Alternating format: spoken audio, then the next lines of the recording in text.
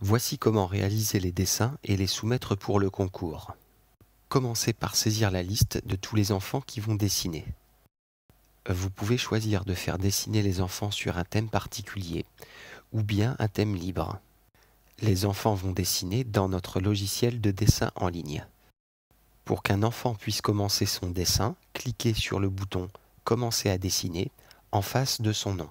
Pour dessiner, les enfants disposent de feutres de différentes couleurs, d'une gomme pour effacer et de tampons de motifs qui permettent d'appliquer des motifs répétitifs.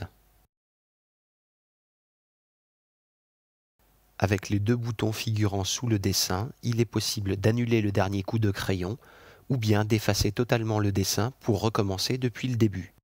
Un enfant peut très bien réaliser son dessin en plusieurs fois. Pour interrompre le dessin, cliquez sur « Quitter et enregistrer ». Cela vous permet de revenir à la liste des élèves et faire dessiner un autre enfant. Pendant qu'un enfant dessine, la fenêtre qui comporte la liste des participants est verrouillée pour éviter des erreurs de manipulation. Pour la déverrouiller, il suffit d'indiquer le mot de passe que vous avez choisi lors de votre inscription au concours de dessin. Pour indiquer qu'un élève a complètement terminé son dessin, cliquez sur le bouton « Dessin terminé ». Il ne sera alors plus possible d'apporter des modifications au dessin.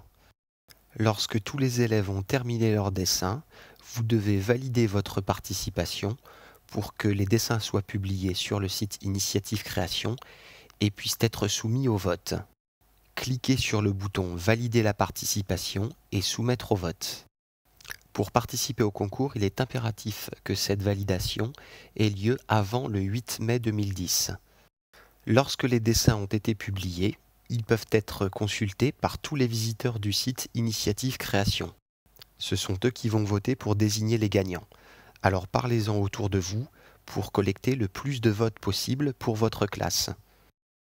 Vous pouvez par exemple utiliser la fonctionnalité d'envoi de mail en groupe pour envoyer un message à un ensemble de plusieurs destinataires, les informant de votre participation au concours et comportant un lien pour aller voir vos dessins et voter pour votre classe. Bonne chance et à vos souris!